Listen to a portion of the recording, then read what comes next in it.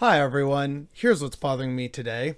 For starters, a lot of Canadians don't actually know that much about their own constitutional and political history, and many find it either boring or they think that it's too complicated and there's too much to learn. So I've set a bit of a challenge for myself. I'm going to try and explain some very core Canadian concepts in terms of our government in less or around 5 minutes. So let's begin with the constitutional history of Canada. So right off the bat, the constitutional history of Canada begins in 1763 with the ending of the 7 Years' War and the signing of the Treaty of Paris. This is where the Constitution starts because it results in a bunch of royal proclamations, but it's not a fully written document with articles. For that, we have to wait for the actual first Constitution of Canada, which comes in 1791. So this is where we actually get, I think it was called the Constitution Act of 1791, and it created the provinces of Upper Canada and Lower Canada, which we now know as Ontario and Quebec.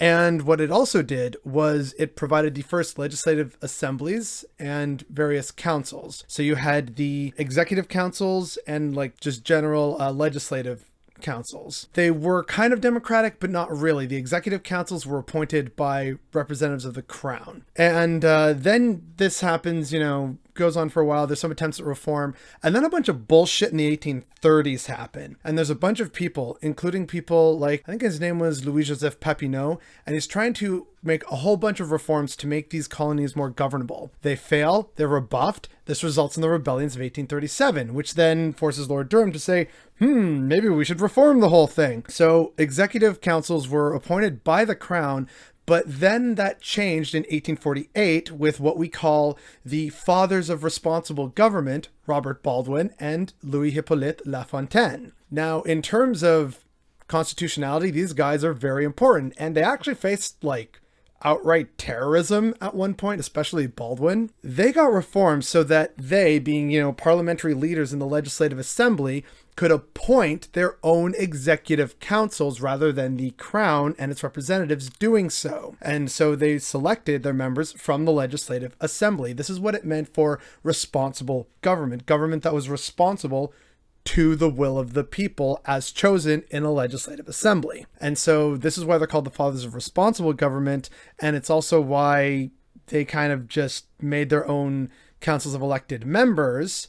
And this is a tradition that continues to this day, which is why the cabinet, the Prime Minister's cabinet, is always composed of elected MPs. Now, this sort of goes on for a while. There's a brief union of Quebec and Ontario. It's weird and it's bad. And so this ultimately begins to prompt the push for confederation and another series of renewals and reforms that then result in the desire for a new union, which would become Canada. And this brings us to the British North America Act of 1867. This is where notorious racist drunk John A. Macdonald and a bunch of other guys who loved the project and hated the project got together and decided, yeah, Canada should be a thing. And then after that, things are kind of okay. We got this new constitution and reforms under the bright and shiny new BNA Act. Then things changed for the better in 1931 with the Statute of Westminster, which is where Canada actually gains full legislative sovereignty, is the word they used.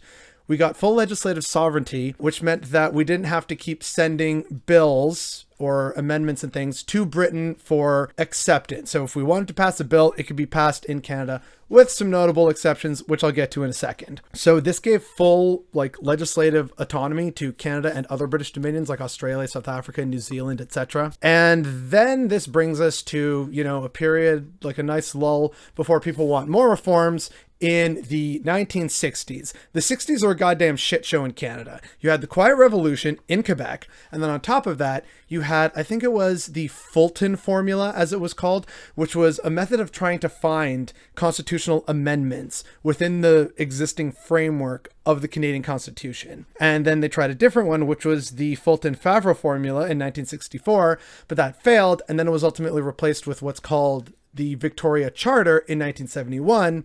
And this is generally used as the formula by which, you don't need a unanimous majority to pass amendments to the Constitution, at least not anymore.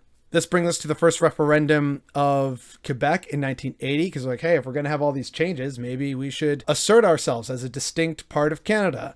Here comes the new round of shit shows. So after that, then we have the actual patriation of the Constitution in 1982, which is where Canada assumed full control of its Constitution. And this is where, depending on who you ask, this is why Canada has 3 national birthdays. You have 1867, where we become a self-governing dominion, 1931, where we have full legislative autonomy, and then 1982, where we actually have full control and assumption of our Constitution, which thereby provides true sovereignty. So it's weird. And then with 1982 and the patriation of the Constitution is where we get the lovely Charter of Rights and Freedoms and official multiculturalism. And then this opens up the floodgates for even further constitutional reforms, which brings us to the failed Meech Lake Accord and the Charlottetown Accord. And the failures of those led directly to the 1995 Quebec Referendum, where Canada nearly tore itself apart and Quebec nearly voted to leave. In the result of that and how chaotic it was, the sort of final constitutional amendment that has been made in recent history was the Clarity Act that would determine not just Quebec, but any province, how they wanted to separate, how it had to be done. And this is, in broad strokes, the 230 odd year constitutional history of Canada. Okay, in under 7 minutes, not bad. And really only skipped over a good handful of things. If you want more details, just Google some of the terms I said. It's out there on the internet, on Wikipedia. But these are the broad strokes of, hey, sum up the constitutional history of Canada. Here you go. Wasn't really that hard. And the fact that people think it is what's bothering me today.